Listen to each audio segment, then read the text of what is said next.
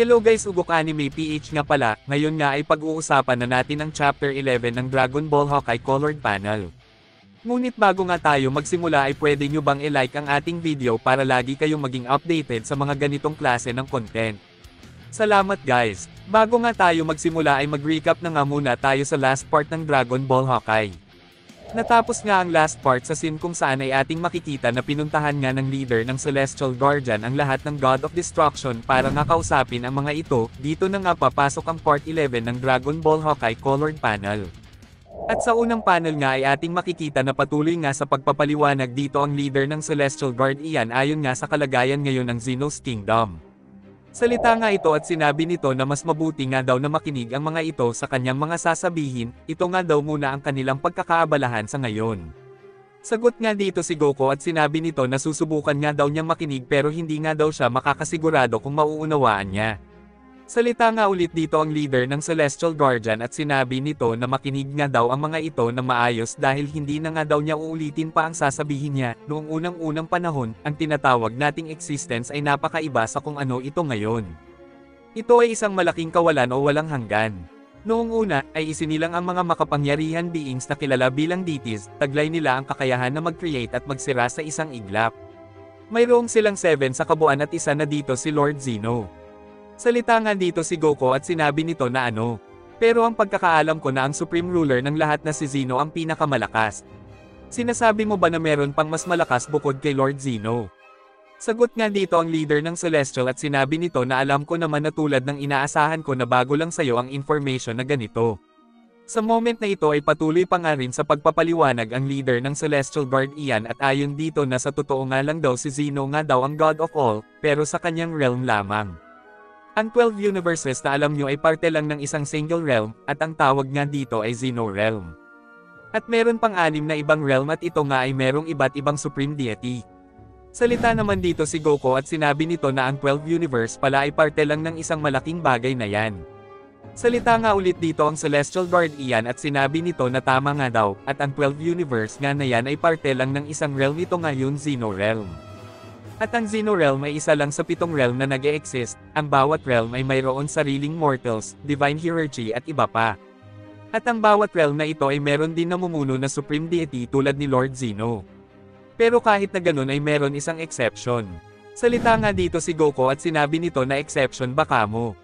Salita nga ulit dito ang Celestial Guardian at sinabi nito noong mahabang panahon nga daw bago daw silang mabuhay ay may isang supreme deities called Zaret ang linamon ng kasakiman. Hindi nga nito gusto ang mamuno lang sa kanyang sariling realm, at gusto nga nitong palawakin ang kanyang nasasakupan. At sa mga oras na ito ang Xeno Realm ang pinakamahinang realm sa 7 realm na nag-e-exist. Kaya maaring si Zaret at ang mga army nito ay unahin atakehin ang Xeno Realm. Salita nga ulit dito si Goku at sinabi nito na pero kayang burahin ni Zeno ang lahat, kaya ang sinasabi mong Zaret ay walang chance na manalo kay Zeno. Sagot nga dito ang Celestial Guardian at sinabi nito na hindi nga daw yon ganun kadali.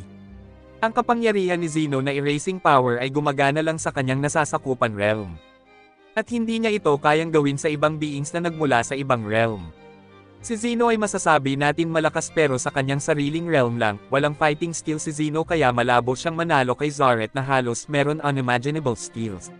Nagkaroon ng matinding digmaan noon. Pero sa tulong ng ibang realm o kaharian ay nagawang maitaboy ng Xeno Realm ang pagsugod ni Zaret. At sa huli ay nagawa ng masil si Zaret at ang kanyang divine powers ay nahati sa 5 powerful beings, ito nga ay tinatawag na primordial beasts.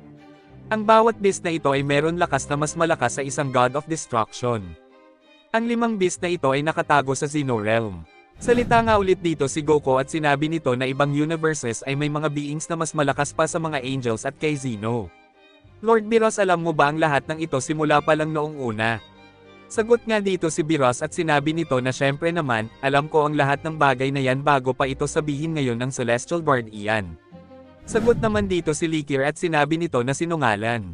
Dito nga ay patuloy pa rin ang Celestial Guardian sa pagpapaliwanag, salita nga ito at sinabi nito na matapos masil si Zaret, ang kanyang kaharian ay nagkaroon ng kaguluhan dahil sa mga hindi pagkakaunawaan sa pagitan ng mga gods. Pero after nga nito ang isang grupo na malalakas na god na nagmula sa Zaret Realm na tinatawag na Celestial Mages ay sumugod na sa Xeno Realm para nga simulan na ang paghahanap sa mga primordial beasts.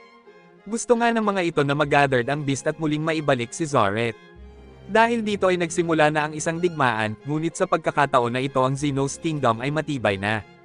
Kaya lahat ng God of Destruction ng bawat universe ay kailangan magsanib puwersa at talunin ang mga Celestial Mages at isild ang mga ito. Salita nga dito si Jean at sinabi nito na wag na nga daw maging mahinhin itong si Pican. Ayon nga daw sa history, si Pican nga daw ang isa sa mga responsible sa pagkapanalo ng Xeno Realm sa digmaan na yon.